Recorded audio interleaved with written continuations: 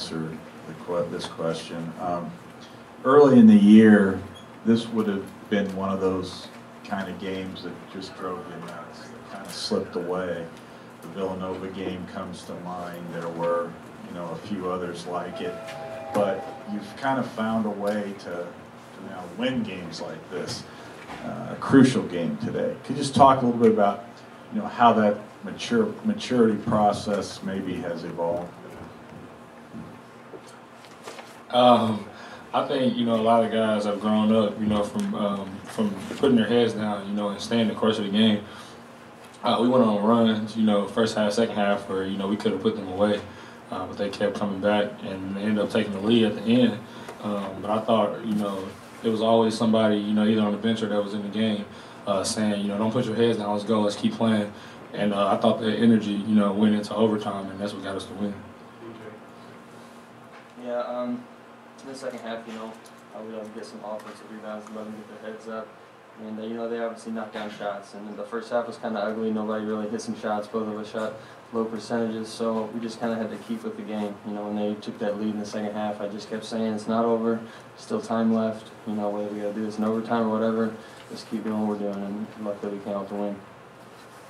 DJ, wins are always good, but just the way this game went, like Tyrone said, you guys were leading pretty much the entire game. I think Iowa's first lead was with about a minute and a half to go in regulation, somewhere around there. And then you guys come back, force overtime, and then make shots in overtime. How much bigger, the way this game went, does this win become?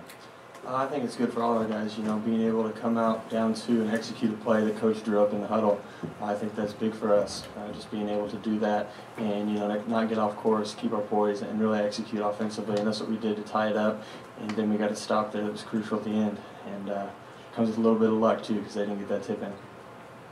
DJ, how were you guys able to keep your composure, I guess, to start overtime after what had happened at the end of regulation? Obviously, probably a lot of teams, especially young teams, would have been rattled by what had just happened. And going back to the Villanova game, when you went to overtime in a similar situation, things didn't go very well. I guess is that kind of emblematic of how far you guys have come the last couple months? I think so. Like I said, we just kept saying the game's not over. Keep playing defense, staying to the ball, through the ball screens and everything. Don't let them get in the paint. And in overtime, I think we did a pretty good job of that. They still got a couple offensive boards, but it's a win in our book, and I guess that's all that matters. Tyrone, can you just walk us through two sequences at the end of regulation, both the game-tying basket you scored and the stop on Marble there at the end of regulation? The last bucket to tie the game up, I had to credit that to Coach Painter. He drew up a great play where we set a double ball screen on top of the zone. We had big AJ. He blasted inside, so it ended up being an easy layup for me actually, with nobody in my face. So I just had to credit it to Coach Painter.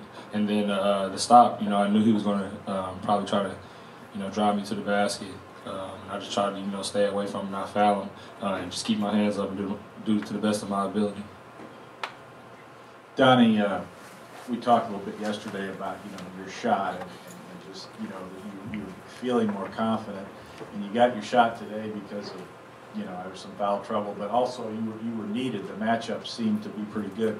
Just talk a little bit about what you tried to contribute today, and it seemed like once you got a bucket or two, you could just see your confidence evolving. Am I right? Can you talk about that? Yeah, obviously whenever your shot's falling, you're going to have, you have more energy and stuff, but, I'd always try to focus on defense and try to lock my guy down as much as possible and just try to do the little things. But yeah, when your shot's falling, I just had more confidence out there and I had to play with a little bit more energy. Take two more games. All right. DJ, they were shooting under 20% for most of the games they went on that run. What were you guys able to do defensively to give them so much trouble throughout most of the second half and, of course, first half? Just trying to take them out of rhythm, really. I'm not giving, Oglesby or Eric May and Aaron White those open looks that get them going. And just trying to make them shoot pull-up jumpers over us on defense was the key, making them shoot low percentage shots. And in the first half, I think we obviously did a good job of that. They didn't hit a lot in the first half, and then they went on that little run in the second half where they made some plays, and that's credit to them to be able to knock down those shots. But luckily we came out in the end and were able to get the win. DJ, I think there was I guess the stretch at the end of the first half, I think you guys might have been like 9 to 20 something to finish the half after you opened 5 of 8. Just, it seemed like there were some good looks that, just didn't go down, which obviously happens, but was there anything Iowa, was kind of doing to kind of prevent you guys from getting the looks maybe you wanted? Yeah, the variety of defense that they do, they went from man to that 1-2-2 into a matchup 3-2, kind of 2-3, so that was a little different than we hadn't seen. So it was a little difficult for us to get some open shots and get some good looks against that, but I think, at halftime we were up 6 in rebounds and only had 3 turnovers, so that was key in us maintaining the lead there for a while, but in the end, we have to win, so that's what matters.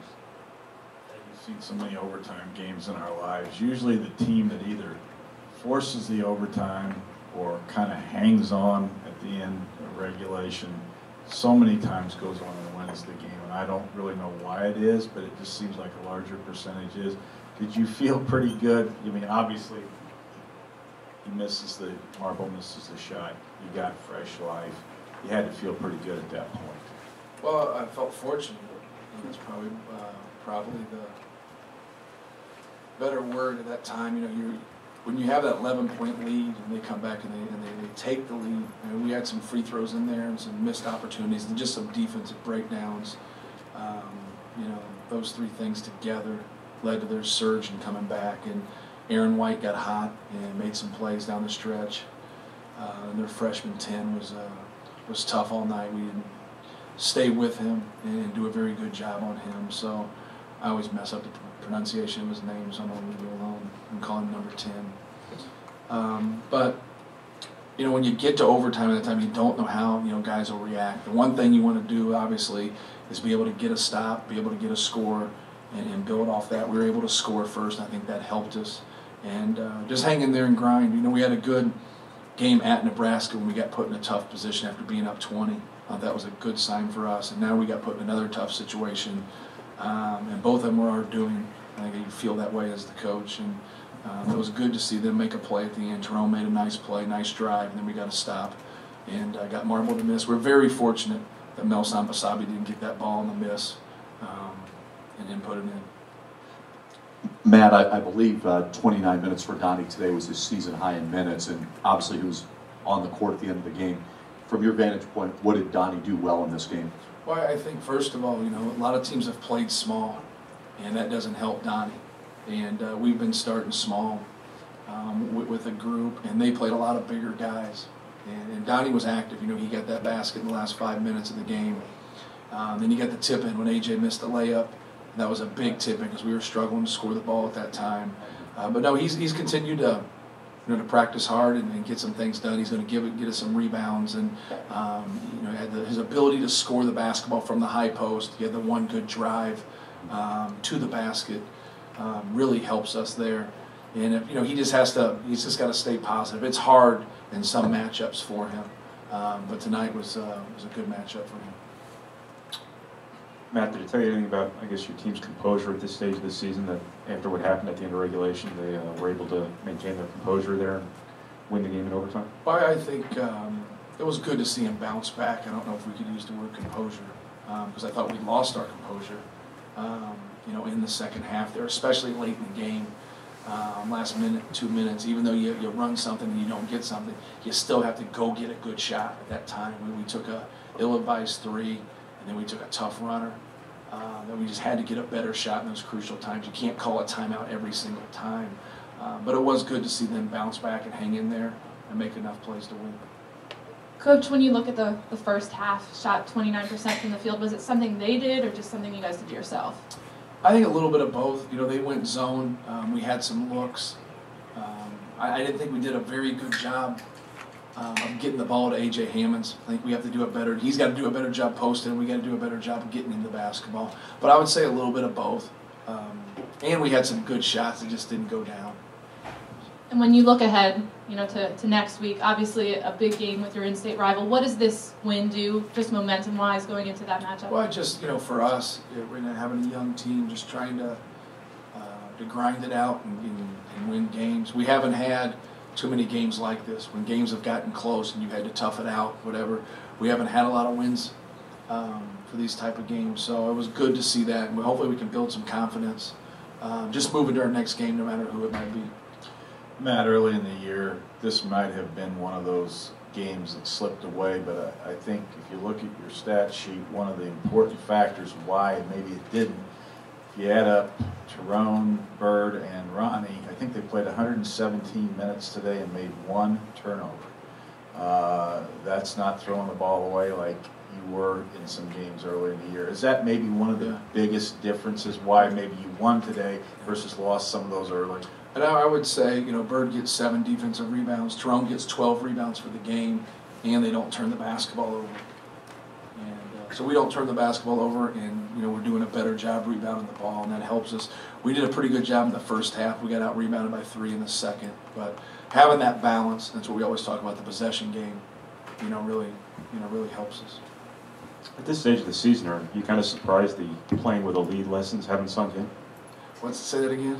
I guess at this stage of the season, are you a little surprised the playing with a lead lessons haven't necessarily sunk in? Obviously, you have to credit Iowa for the shots they made and whatnot, but no question you're up about 11 and it's down to 2 in like 2 minutes. I said it to Dolph, the radio guy, before. I just said, you're at the end of January and you're a freshman and you've played a lot of minutes. You really shouldn't be a freshman.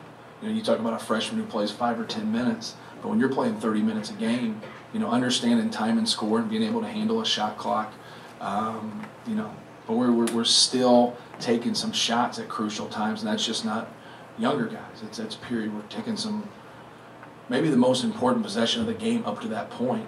We're having 2 or 3 of those last 4 or 5 minutes of a game where it's the last thing we want to do, and we're taking a shot that's not playing to our strengths. So we will just keep showing tape and film and try to get it ironed out and try to make them understand just having discipline at that time and probing the defense and staying with it.